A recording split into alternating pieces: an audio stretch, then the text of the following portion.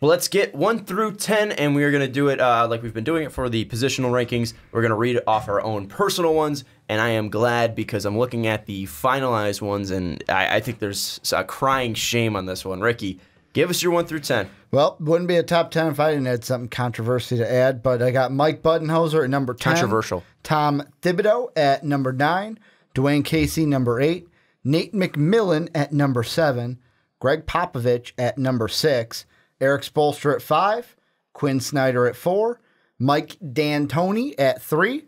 Steve Kerr at 2. And Brad Stevens at 1. My coach of the year. Dave, give us your 1 through 10. I feel betrayed because when I left the spreadsheet, we all had Budenholzer at 7, and that would match up exactly with last year, and you guys betrayed me moving down to 10. You should have texted us. Fuck you. I didn't know you guys changed it. I didn't know we changed just it. looked at it now. I didn't change it. You I did. haven't touched this in a while. We were all 7 initially. You didn't. Last time when I finished mine out, you didn't have yours finished. I don't believe you. Number 10, I had Tom Thibodeau. Number 9, I had Evan Gentry. 8, Doc Rivers. 7, Mike Budenholzer. 6, Eric Spoelstra. 5, Quinn, the psychopathic Snyder. 4, Mike D'Antoni. 3, Steve Kerr. 2, Pop. 1, Brad Stevens. My top 10, this is ridiculous. At number 10, sorry, I got to read this. At 10, I have Mike Budenholzer of the Milwaukee Bucks. 9, Nate McMillan of the Indiana Pacers. At 8, I have Alvin Gentry of the New Orleans Pelicans. At 7, I have Rick Carlisle of the Dallas Mavericks. At 6, I have Eric Spoelstra of the Miami Heat. 5, Mike D'Antoni of the Houston Rockets. 4, Quinn Snyder of the Utah Jazz. 3, Steve Kerr of the Golden State Warriors. 2, Brad Stevens of the Boston Celtics. And 1 where he goddamn belongs, Greg Popovich of the San Antonio Spurs. Let's do the overall rankings before I start cursing about fucking Pop. At 10, Rick Carlisle of the Dallas Mavericks. 9, Nate McMillan of the Indiana Pacers. 8, Alvin Gentry of the New Orleans Pelicans. 7, Budenholzer of the Milwaukee Bucks. 6, Spoelstra of the Heat. 5, Quinn Snyder of the Jazz. 4, Mike D'Antoni of the Houston Rockets. 3, Greg Popovich of the San Antonio Spurs. 2, Steve Kerr of the Golden State Warriors. And 1, Brad Stevens of the Boston Celtics. Please tell me, in any way, for you, why is Pop not number 1? And for you, how is he not top 5? Okay. You want to go first? Mine's the easier one. Brad Stevens coached a bunch of kids into the playoffs and brought LeBron James in. Almost to the finals. Going to the finals. And what have you talked about with the Spurs?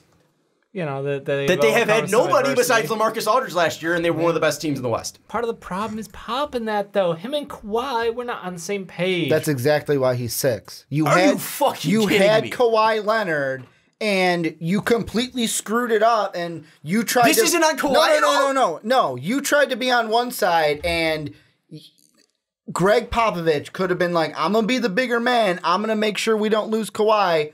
Bye. You don't have Kawhi now. Yeah, you got DeMar DeRozan, but you don't have Kawhi Leonard, who was, to me, I'd rather have Kawhi Leonard than DeMar DeRozan. Would. Like, that's why for me, it's like originally I had him at 5, and then I'm sitting there, I'm going, you know what? Eric Spoelstra did a really good job with really nobody on that Heat team that it was anywhere close to what anyone else had. And then I was like, you know what, Popovich? If you're going to go and chase your best player out of town, you deserve to be 6. The Spurs were better with the Heat last year. So if we're talking on-court only, Popovich did better with, maybe marginally better talent than last year, than the Heat last year. Because, yes, the Spurs had an all-star in LaMarcus Aldridge and a guy who was a top 13 finish in the MVP voting. But also Miami was deeper. What's up? Like, they had more veteran talent on that Spurs team than the Heat had. Miami is loaded with veteran talent. Not the kind of vets that I'm talking about. Okay, yes, not guys who are future Hall of Famers, but they have guys who are actually, in their prime veterans like James Johnson. They have guys that are, like Dion Waiters, like Goran Dragic. I mean, even fucking Dragic was an all-star last year. Where is Pop? In what fucking world is he not number 1? And in what fucking world is he not 5? Well, I don't think all of that last year from Brad is on him. He's not number 1 because Brad Stevens had an amazing year last year. How many rings does Stevens have? It doesn't like these Zero. These How rankings. many times has he been into the finals? So 0. Automatically, how many times if you don't has he beat have LeBron James? 0. Wait. Well, technically, he has beat LeBron James a couple games in that. Yeah, in the playoffs. But in the playoffs, so, how many times has Pop done? He's got 2 rings over Brad. If you've got no rings, you can't be the number 1 coach heading into a season. When you are arguably a top 5 coach of all time, you should be the number 1 coach this season. Brad Stevens was the best coach last year in basketball. That's why he's number 1. That's why he is number one over Popovich Pops. has been the best coach in basketball since 1997. But I just told you he wasn't the best last year. You get the fuck out of here with that one. Phil Jackson was still in the league, you motherfucker. Okay, take it back. All right, fine. Take it back now. 98 to now. Well, he's been the best coach. He was on the Lakers, collecting rings. I'm pretty sure he has more rings from. Well, when Phil, He's got 12. He no. only picked up 3 with the Lakers. And 5? Pop has more. Wait, Pop has 5. Did he get 5 with the Lakers? Was he there for all of Kobe's? Yeah. So then 5 with the Lakers. So him and Yeah, Pop he got tied. 11 rings. 11 rings. So him and Pop tied. And then his 1 for playing. Yeah. Two for playing. So there you go. him and Pop is tied all time. If you don't count the playing rings, yeah. Pop had I'm talking from Oh, from 98? from like 99, you picked Kobe you picked from the year. after Phil went to Los Angeles. I'm just saying Phil was a better coach. He had Okay, more talent. but then Only fine. three peats. But then I'll also say I'll say then after the Shaq and Kobe days, Pop was a better coach than Phil Jackson. I mean, Pau Gasol, Kobe Bryant sort of dead all over the Pop has not Kobe been, owned the Spurs. Pop with a changing roster for a while outside of the Duncan days. Outside of the Duncan days, after Tim Duncan fell off, and let's say about like 2012, after those days, Pop has had an ever-changing guy. He always finds players every now and then. He has not had a losing record, I think, under 55%. Like, his winning percentage has been over 55% since 1996. Yep. So, I mean, like, this guy has been churning out wins left and right. Yes, he didn't have the talent that Brad Stevens did last year. Sorry about that. Injured. Sorry he was in a much tougher conference than Brad Stevens was last year. I would say, looking at the roster, I mean... Brad With the Stevens injuries, Gordon Brad Hayward Stevens had a bunch of rooks that Al he was like, Horford, hey. Kyrie Irving for 61 games. Yeah, for 61 games. How many games did Pop have Kawhi for? 8. Like, 8. Yeah. So we're closer to Gordon Hayward's levels of injured than we are Kyrie Irving. He had Kyrie Irving, Jason Tatum, Jaylen Brown, rookie, Marcus Smart. A second-year player.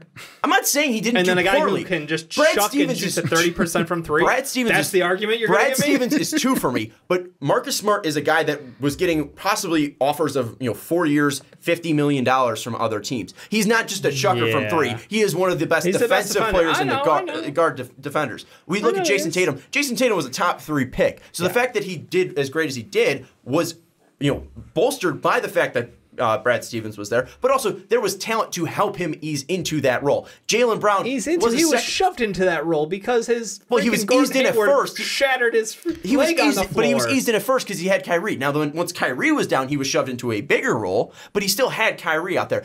Al Horford is a crafty veteran. Has a deep roster. Look at the rotations. Look at the amount of time his guys had out there. None of those guys played over like 33 minutes. I don't even think. Like, I don't think a single player on his team played over 33 minutes. Like, they were a well-managed team, well-coached team through and through. His rotations were incredible. The way he changed by having the wing dominance out there in the East, like, I just can't give him enough credit. And the fact that Al Horford brought his old man game, I know he's not that old, but like, seriously, like, he's younger than LaMarcus Aldridge. He is. He was playing excellently. Like, he was an absolute defensive stud for them.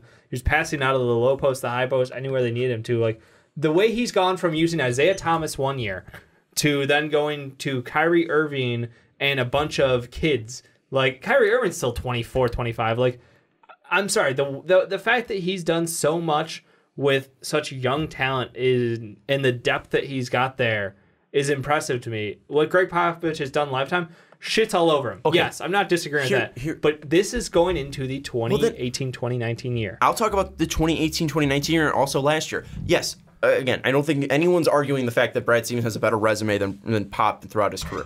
I won't say that. And I'm just saying I think Pop deserves more respect. But also, let's look at last year. What did he do with LaMarcus Aldridge? Because the first year, he wasn't great with LaMarcus Aldridge. He realized that he was holding back LaMarcus Aldridge, and we see LaMarcus Aldridge turn into a top, I think it was 8 into the MVP voting. LaMarcus Aldridge. Yeah, into the top 8 MVP voter. We look at what he had to deal with last year. He turned DeJounte Murray, the only young talent he pretty much has on that team, into an all-defensive team player. And that was a guy that was picked 22nd, not 7 like Jaylen Brown was, not 3 like Jason Tatum was. We look at what he did with no point guard on that team. Paul Gasol led that team in assists. And what talent percentage, I want to say, what talent did he have on that team? He was depleted and screwed by by Kawhi Leonard being a complete bitch and sitting out he spelled out last a word. year. Yeah. I'm not going to say bitch. Kawhi was a bitch last year. You just did. Kawhi was a huge bitch last year. All right? And I don't think that's all of Pop's it's fault. a two-way street. Does Pop have fault in that? Yes, he does. But it's not all on Pop. And Pop still did a fantastic job. We see Bryn Forbes coming out of the fucking woodwork, and he was fantastic. We see DeJounte Murray being a top all-defensive player last year. We see LaMarcus Aldridge turning into an MVP candidate. We see Paul Gasol leading the team in assists. We see Rudy Gay be absolutely fantastic as well, having the best year for him in years. I would argue that Paul Gasol leading while. the team in assists is probably not a good thing that you want to brag about, though. But That's I just think me. it's more on the fault of Pop the GM than it is Pop the coach, because he still realized what Paul Gasol was able to do on the floor and give to you. Now, should Paul Gasol be on that team? How many touches did he get? Arguably not. I say, like, the decisions he's made have not set his team up for the best success as well. This was he a rewards team- the guys who are loyal to him. This was a team that was screwed by their playoff seeding. If they had Kawhi Leonard, they would have been third probably in the Western Conference and possibly could have taken down the Houston Rockets. Now, is it all on Pop? No. But I also will take Pop coaching the same roster of guys over Brad Stevens. Coaching the same roster of guys. It's been an awfully long time since I've watched Pop coach young talent. I'll be honest, like Leonard. a young team. No, like a young team. A young all around. team. Like no. the last time was like back to back when we watched. Shit, even Manu came in the league as a grown man. But we still see what he can do with young talent. He's turned Kawhi Leonard into a star. He's turned Tim Duncan into a star, which is a pretty easy job. That was an easy job. We see him take guys like Jonathan Simmons and Dwayne Dedmon, who get big contracts off of G League performances before, and get big contracts on different teams. How teams. are they performing on those other teams? Not well, and I think that speaks more to Greg Popovich than it does Jonathan Simmons and Dwayne Dedmon's talent. I think he's got a good system that knows how to utilize talent and reduce the amount of spotlight on what they can't do. Like, yes, I will give him credit for utilizing talent well. The problem with me is he always tends to lean towards the older players, towards these guys who have experience, and that's why when you say I think given equal players, like if they switch roles, I think that Pop would struggle more with that team than Brad Stevens would struggle with the San Antonio Spurs roster. Well, not even switch roles. Think of it this way. If you take Brad Stevens away from the Celtics and then you take Greg Popovich away from the Spurs, which team has the greater fall? Oh, okay. That's the first part. Number two is how many people put any coach into the Celtics situation. You lose Gordon Hayward, you lose Kyrie Irving. How many coaches are you sitting there going, well, they're not going to come back from this. Their season's over. And they were one game, hell, even one half away from the NBA Finals. If there was any other coach I could have besides Brad Stevens, it would be Greg Popovich in that situation. I would be fine if Gordon Hayward went out and Kyrie Irving went down and I had Greg Popovich as my coach with that same roster. I think he'd do the same job that Brad Stevens did, if not better. I think that he knows how to game plan around LeBron James. He's proven it before. We've seen him do a fantastic job with young talent. Let's see Kawhi Leonard in the 2014 finals. He won an MVP that year shutting down LeBron James. He knows how to use young talent. He knows how to utilize young talent. I don't know how he would do with a young team, but he's proven before that he can take young talent and shine them in this Spurs system and a system that he's built. Older depth. And that's the thing that like you look at the older depth on this team, it was Al Horford and Marcus Morris. That was it. I think those are the only two guys above the age of 25. Okay, but the thing Pop has done is built a team, and he's built a culture, and he's built a system. I'm not bashing Brad Stevens. Brad Stevens is 2, and I think Brad Stevens deserves that 2 spot. And that's over Steve Kerr, who has 3 rings. And I think we can argue that Steve Kerr in 2016 shouldn't have been the number 1 coach, and I was wrong putting him number 1. He came off the greatest season of all time. It's hard to not give credit. We were overhyping him then. And now we look at Steve Kerr, he's 3, and I think that's fine. I think we're overhyping Brad Stevens right now. Is he a fantastic coach? Is he arguably the best young head coach in the league? Yes. Is he a top 2 coach? Yes. But is he better than Greg Popovich? I am worried to put him there because he has not done what Pop has done in the playoffs. The fact that he has not gotten to the finals is one thing, but the fact that LeBron James is in his conference is the counter argument. And even the counter argument is the fact that he dealt with those injuries. I mean, he had injuries to his stars. I'm not trying to bash Brad Stevens here. I'm not. I think he did a fantastic a superb job with that Boston Celtics team.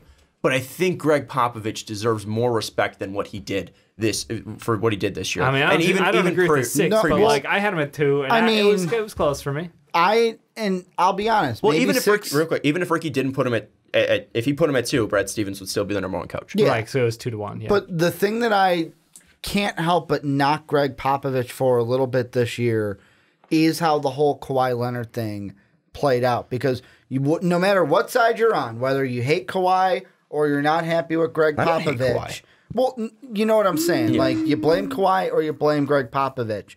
In my mind, at some point, Greg Popovich should have been like, you know what, I'm going to be the bigger man. I'm going to try to just buckle up, make sure we get him to stay because our team is better with him.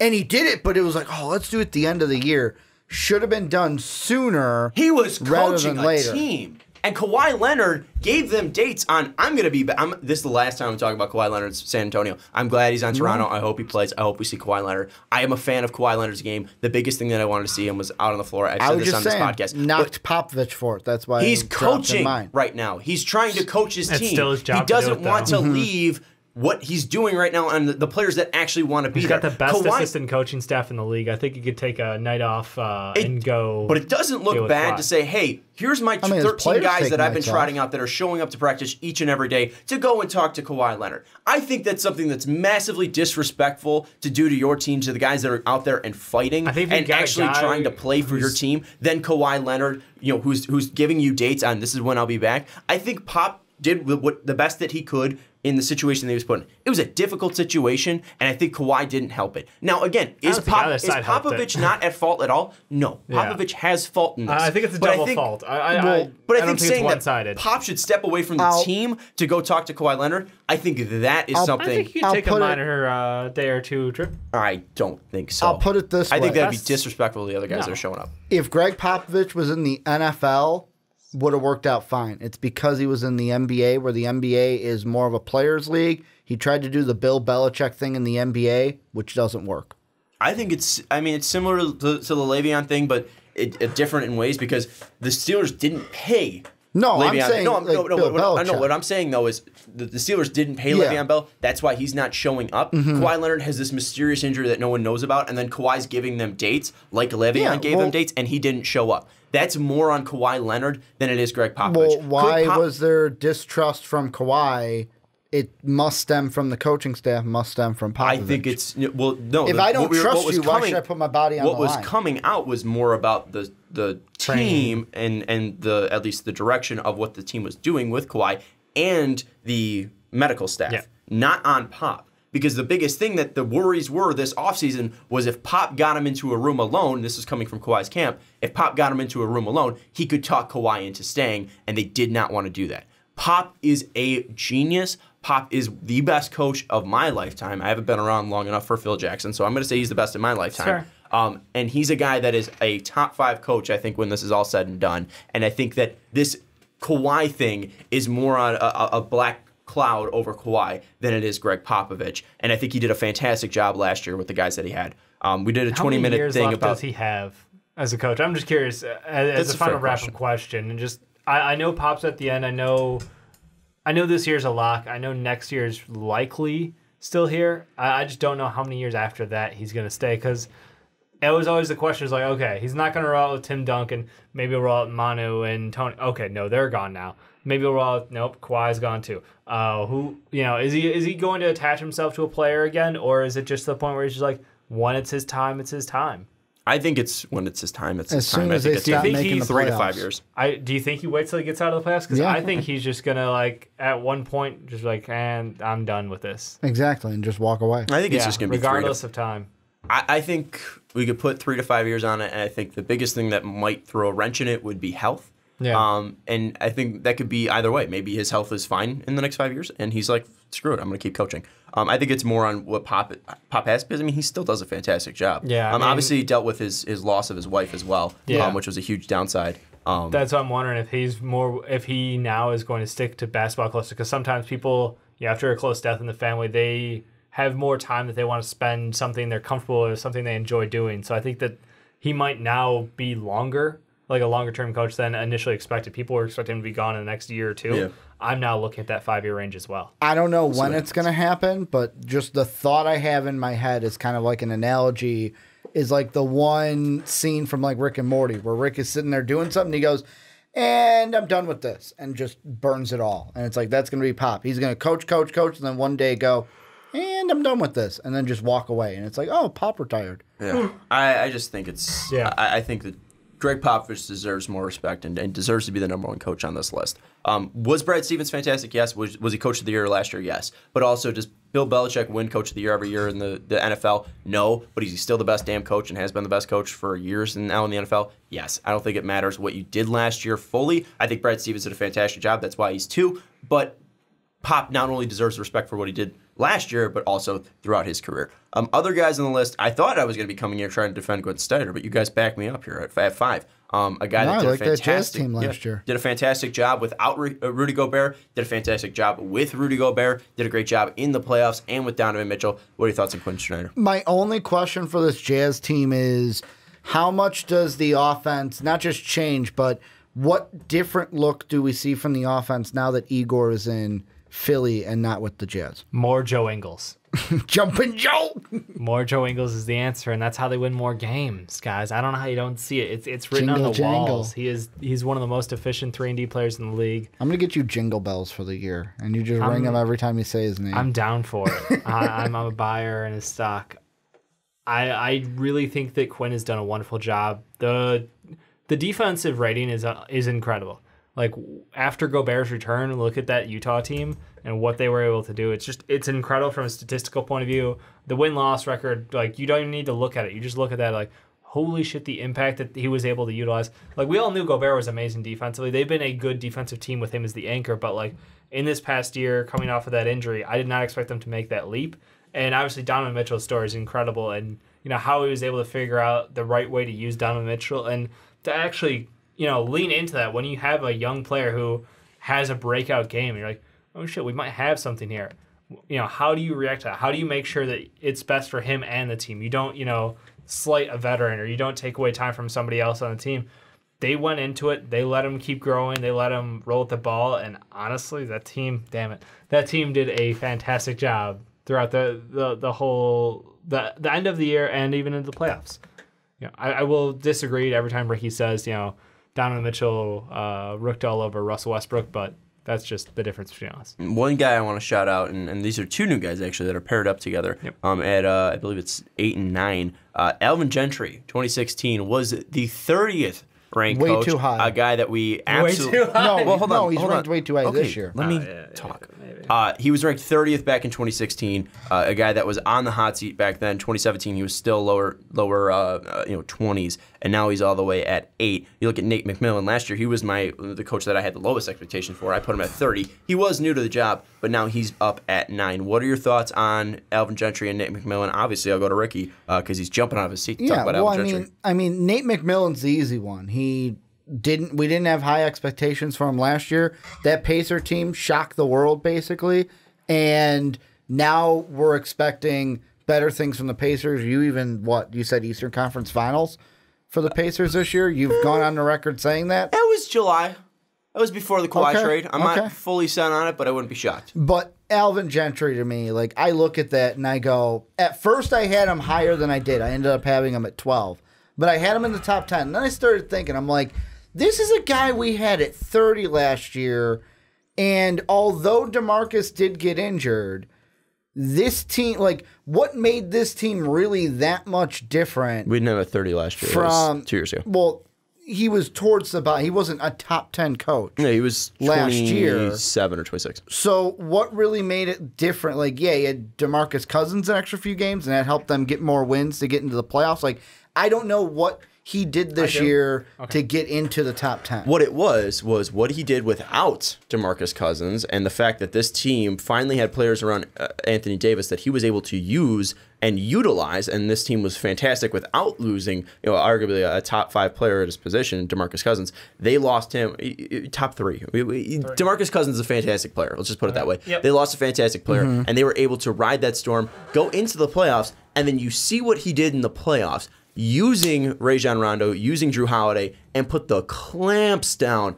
on Terry Stotts and the 3rd seed in Portland Trailblazers. Well, like you said, Terry Stotts is not a playoff coach. Well, no, but the reason it showed with Alvin Gentry and what he did defensively. What he did defensively with Damian Lillard and CJ McCollum.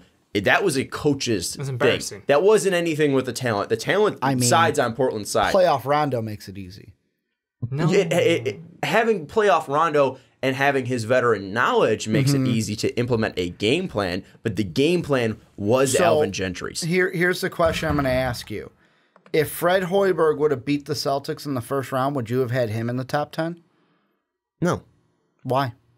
Same thing. Rondo's on that team. No, it's not just because Rondo helps them beat the #1 seeded Celtics. That was also a team. Rondo's top 10 coach. That was a Boston team that was also dealing with injuries. Isaiah Thomas wasn't fully healthy. Also, you'd still be shocked by it. I wouldn't put him in the top 10. But Alvin Gentry hasn't had the ability to prove himself I'm just in the throwing playoffs. It out there. Like, you're using the playoff series as the barometer. That's because it was his first time breaking in with this team. It was Fred Hoiberg's first time breaking in with that Bulls My team. thing is, again, you look at what the Bulls did, and it's like, how the hell are they doing this?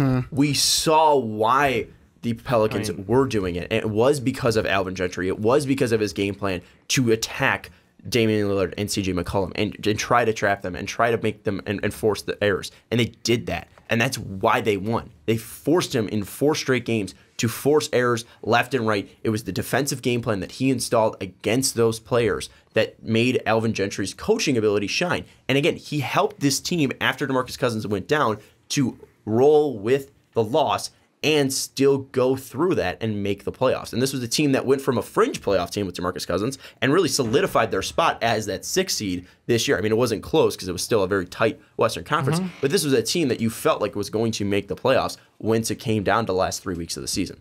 It was absolutely disgusting what they did in the playoffs. The biggest impression from me to take away from his addition to this team was knowing how to utilize that lineup to the fullest. Like, knowing that Nico's contributions to the team, his floor spacing, his instant offense, and when he gets hot, how to keep him out there with the right lineups was impressive. Knowing that Drew plays better off ball was huge, because having him in previous years be the sole point guard and be the facilitator and be the creator and do everything himself, yes, he can do it, but it also takes a lot out of him. What we got to watch this past year was Rondo being that true point guard, doing his thing and being unselfish as all get out and loving it, because you've got the easiest assist in the league throwing up to Anthony Davis, and you've got Drew Holiday out there on the outside who became one of the best sharpshooters in the league this year. And on the other side of the ball, you both, like you said, can play a phenomenal defense. So I think lineup-wise, he performed excellently. What he was able to do with a team without a true a true small forward was impressive as well. So, no, I'm crediting him with roster, rotation, and everything he was able to do to put the pieces together with losing an all-star top 3 in his position. And 2 years ago, he didn't have any talent on that team. The team was depleted outside of Anthony Davis and Drew Holiday, but Drew Holiday wasn't the same player he was at that point. He was also going through, wasn't last year the year that his wife was giving birth and had the medical issues? Yeah, but the year prior it wasn't. And the year prior. So, I mean, he had some talent on the team, but he finally got the talent to, again, realize the fact that he had a Rajon Rondo, that he could actually make a true point guard. He had Anthony Davis. He had Nikola Mirotic to come on and fill that bogey role. He had more talent to really aid his game plan. And again, he used those players, like Dave was saying, into that game plan and helped that team win and roll the Portland Trailblazers, and that was because of Alvin Gentry. And I just want to clarify, I'm not saying, like, for listeners out there, it's not like I had him really low. It's just... You had him at 12. I just don't see him as a top 10. There's 11 guys that I would take. And even their loss in the next round wasn't bad. I watched it. I was like, they're competitive to a point, but let's be fair. There's no way they were supposed to win against the Warriors. Like, there's just a talent gap there. Regardless of how well defense you play, you can't beat, I mean, they took a game. They took a home game. I know. Which is there good was a couple for them. Like I blowouts, said, it was a good series. Yeah. It was a good series. Well, the biggest thing that hurt them was KD. It wasn't really. So you can't defend the ISO on the 3 with, what's his name out there? It was Etuan Moore. Etuan Moore playing your 3. Yeah. A lot of former Bulls on that team, by the way. Right? Rajon Rondo, Nico Mirotic, and Etuan Moore. Real quick, some guys that I want to touch upon. Budenholzer at 7, Rick Carlisle at 10. I had that flipped, I think, exactly. I had Budenholzer at 10, Carlisle at 7. Budenholzer at 7, Carlisle at 10. I had Carlisle at 7, Budenholzer at 10. You guys were higher on Budenholzer. Why?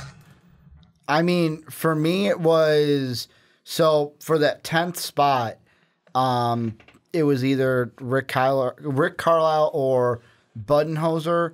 And for me, maybe this is being a little disrespectful to Carlisle, but I look at, like, yes, his tenure with Dallas has been good, won a championship, been to the playoffs, but, like, the last 2 years haven't made the playoffs. I know he didn't have the best roster last year, didn't have the best talent. Now you're adding Luka Doncic, and you think that, oh, this team's going to be a lot better. And DeAndre Jordan out there, team's going to be a lot better. But, I mean, I just look at it, and ever since you won that championship, first-round exits, missing the playoffs, are we overhyping Rick Carlisle a little bit? That's what I was thinking, and why I put Budenholzer at 10 and Carlisle at 11. No, I'm not disagreeing the fact that Budenholzer could be above Carlisle. I was just wondering your reasonings for it, because again, both guys have had similar success. Not really, have never had a true star. I mean, outside of Dirk.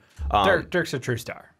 Outside of Dirk. But what they Budenholzer's had what though? But what I'm saying is Carlisle has taken that star and won a finals, where Budenholzer hasn't had a true star. Still good players. Four All-Stars. Four All-Stars. Ooh, that Cal Corver year. But hasn't won a finals and didn't produce with that team in the playoffs. Carlisle has.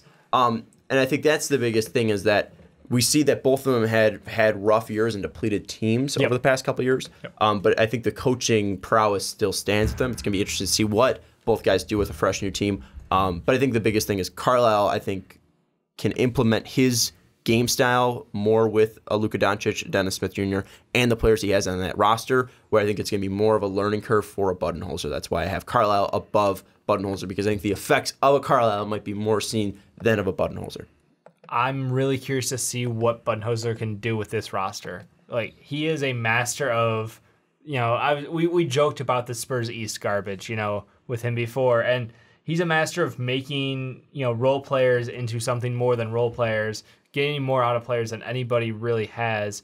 It's interesting. So he's in a position where he's actually got a stud on his team. He's got a couple guys who are actually pretty good at basketball now. He did something that only Brad Stevens, the best coach in the NBA, could do, and make Al Horford an All-Star. Shut up with your face. No, I don't like Carlisle. I'll be honest, I had him the lowest. I'm not a fan of Carlisle. I think that he's overrated as coach.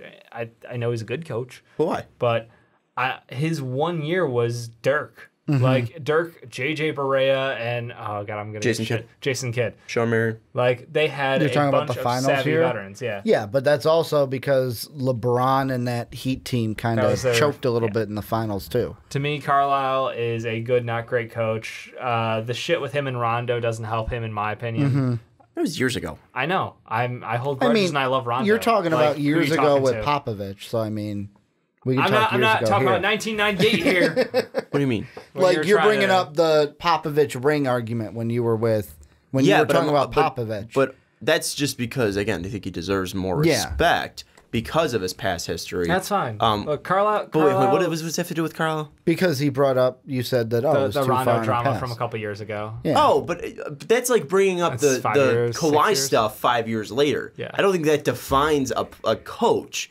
It's rings define a coach. No, it's just it's a memory when I think Carlisle, like, it's like the sixth thing that goes through my head. It's not top of the list, but that's fair. No, that's fair. But I'm just saying, like, rings define a coach. That's why in the past, I think that's fair to bring up. Where, again, Rondo, that's a blip on the radar. If anything. Yeah, his one ring has the asterisks of, if you want to argue that LeBron's team wasn't all together yet, he had a great counter with, Dirk and a bunch of veterans who played some incredible defense and came up huge when they needed to. The thing for me when I look at Carlisle is that I don't know what he's going to do with his roster. I love Luka, as you guys who watch the show know that, but I've got a lot of questions about them moving forward as a team. And when I look at Budenholzer's situation, I just think that he has more opportunity, more creativity, and more potential to work with right now. So that's why I've got him higher, because he's in the better situation. I know what he's able to do because he took a team with a bunch of role players and turned it into 4 All-Stars in one of the winningest seasons we've seen in a long time, especially for the Hawks. But, like, it was impressive what he's done with less talent. So I want to see him now with someone who he can really put his, tie his fences to and see where that goes. I would not argue you having Budenholzer over Carlisle over Budenholzer. I was just wondering why. And one thing, over his 15-year career at Carlisle, he started in Detroit, and that was right before they won the finals. He got kicked out. He got canned for Larry Brown. But then he went 50-50, back-to-back 50 wins with Detroit. That Detroit team in his first 2 years. Then went to Indiana, went 61. My point is, he's had 3 years in his 15-year career under 500. Yeah. So I mean, even then it was 42%, 42%, 40%, and then 29% last year. I don't think he's had the talent to.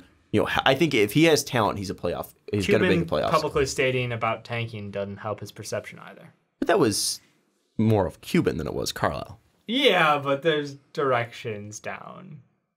That's fine. You think Carlisle was complicit with the tanking? I mean, that's fine. But that's all I'm saying. I mean, Budenholzer wasn't, and he left. Yeah. So that sort of. But also, Carlisle's been in Dallas longer than he has Atlanta, and he's got trust between the front office. So. Final thoughts, guys. We didn't touch on is Spoelstra, D'Antoni, and Kerr. Any thoughts? They're all fantastic coaches. Spoelstra, like I said earlier, taking Team Potatoes to the playoffs in the East. Like he really is one of the best coaches in the league, and it's wonderful that he got the chance to stick around on the Heat. Like it's the perfect environment for him. He's got the right guy above him. They didn't get rid of him when LeBron exactly. left. The early struggles they kept with him. It's been the best for him. I really hope that he finds like a stud because that team is like one player away from really being a top team in the East. Like for the future. Maybe Kellen Winslow. Wow. Justice Winslow. Got tight ends has on a the breakout mind. season. Has a breakout season this year. I need to replace with Greg Olson. My biggest thing with Spoelstra is just the fact that without LeBron and D-Wade, he hasn't gotten back to that point or that level, and that's not a fault of his own because he's done a fantastic job with the talent he's had. I'm just saying I think he'll be higher once he does get that talent back around him. That's I'm genuinely curious to see what he can do given another shot at a star. I wish Chris Bosh wouldn't die. Like, if he could come back without the chance of dying on the court, nothing would make everyone happier to see Chris Bosh back on the court. He might be in LA, though, if he does come back. Any thoughts on D'Antoni or who's the other For guy? me, it's D'Antoni. Like, I had him at 3 because, well, we can't add anything for Steve Kerr. He's Steve Kerr. But no, I was just trying to think of the last Mike D'Antoni, I put him at 3 basically on the respect of what he did in the regular season to outlast the Warriors' #1 seed. However, one of the things I could probably knock him for is that not to say, hey guys, let's take a couple twos. Maybe if we take a couple twos, we'll win the game. I think that's one thing too is with D'Antoni because he finished out 4, right, on the list. Mm-hmm. Is that am I think so? Because I can't look. Yes, he's 4. Yeah. It's I weird wasn't sure because we were talking like coach of the year or our list. No, it's weird just seeing him that low, possibly because again he had the best team in the Western Conference with the Warriors. Yep. So it's weird hearing that. I mean, he was 6 last year. Yeah. So I mean, he's going up. Yeah. But I mean, does Brad Stevens deserve it more than D'Antoni? But I mean, Steve Kerr, he's not in our top 2. He's not in any of our Ricky. Is he 2 for you? Yeah, he's 2 for me. He's 2 for Ricky. But you and me, Sean, we didn't have him, and he's been the winningest coach in NBA history. For 1 year for first season. Yeah. Percentage-wise, he's insanely high. He's now it's because won the 3 Warriors rings, are boring, right? 3 rings. This was his 3rd one. Mm-hmm. I mean, if he the question is how long does this keep lasting for, and at what point do we have to recognize him? Well, my thing is it's because the greatness after a while. It's like, woo, the Warriors, they're great. The team was that he's getting the bump of. The greatest team ever assembled. Well, I think he's getting the bump of taking the talent that was there, right, and turning them into champions. I think he gets that bump. Phil Jackson. But then also you look at it, it's like, all right, well then you add KD, and it's like, all right, well now you're trying to manage more of the regular season. And it's not like you're managing these guys to win games. You're managing. You're not trying to keep them not bored. Yeah. You're more. He's doing a great job. You're more of a babysitter than you are a coach. I don't know if he's doing and he's doing a fantastic job babysitting champions. last year. Yeah. I think Kerr again. He's top 3, but is anyone saying he's doing more than a Brad Stevens or Popovich? I mean, in the Doesn't playoffs, sound like though, he does. It's not like in the playoffs he's lost.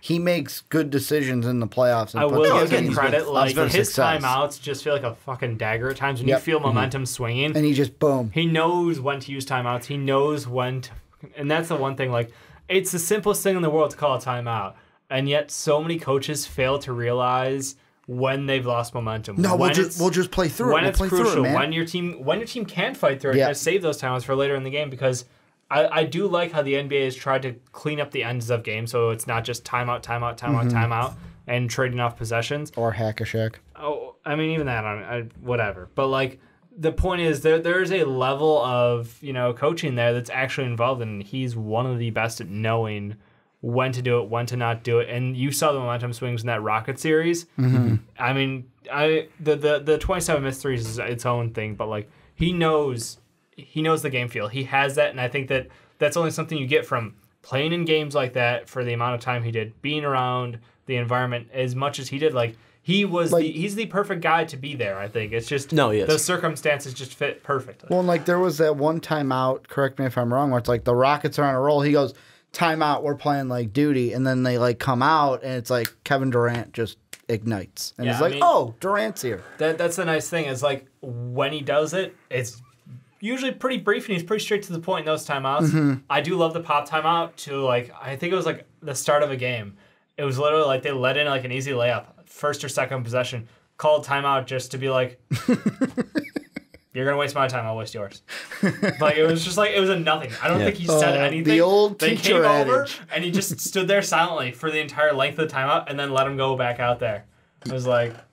And Kerr is a guy, too, I think he might get a little bit knocked, too, because of his health concerns as well. Yeah. And also, we see him not even coaching his team against the Phoenix Suns. It's Andre Iguodala. And we're going to see more of that this year. Yeah, I hope so. No, he's offense to Z, it's the Suns. He's a fun coach. I love Steve Kerr. He deserves respect. But again, it's how much of an effect is he having X's and O's wise, and is it morality? And in morality, he's probably having the biggest effect on any coach on this team, because that's his job right now, is to make sure that morale's high, to make sure that they're out there and winning games. The biggest thing, too, is you could argue that they under-succeeded in the regular season last year because they should have won more games. They should have been the number one seed. So yeah, and this year's going to be crazy. Having 5 All-Stars in your lineup when Boogie's back and healthy is just, it's unreal, it's disgusting, and I can't wait.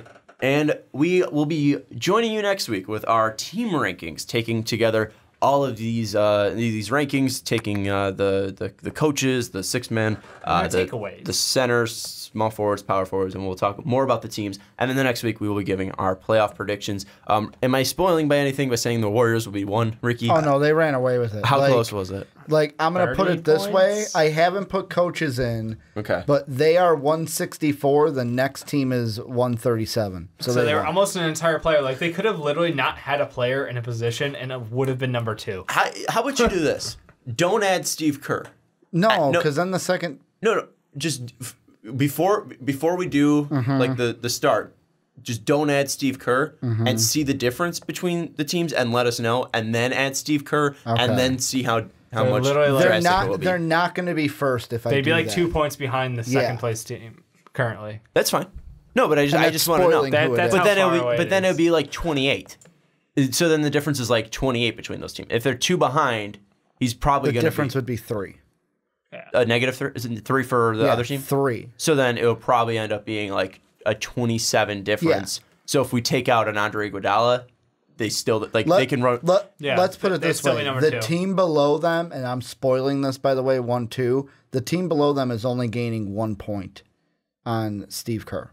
Okay, so yeah, it's wait. Where did Kerr finish? Was it 2? Second. Oh, okay, all right, and then I know who it is. Join us next week. Don't forget to check us out on patreon.com/mostpodcast. Rate us 5 stars on iTunes if you like this. Long podcast. This is probably the longest podcast we've done this in a while. This long for starting head coaches. Y'all motherfuckers talked. You guys didn't shut up. We like to talk. That's what we're here for. We like to party. We had the whole. We like to party. I had the whole bitch fest about Pop for 20 minutes. I feel like we all talked very long about Luke Walton. So we're talking Bill long Walton now. is a great. I mean, I said podcasts are talking. We could shorten it a bit. All right. Don't forget to rate us 5 stars on iTunes. Check us out, patreon.com/mostlypodcast. We hit 14,000 subscribers on YouTube. Thanks Thank to you so much. You guys IPs. fucking rock. I think we're even already at 4,100 because you guys are fantastic. Also, check out mostlypodcast.com. You don't miss any segments, articles, or full podcasts. That's Dave Oster. That's Ricky Widmer. I'm Sean Anderson. Good night.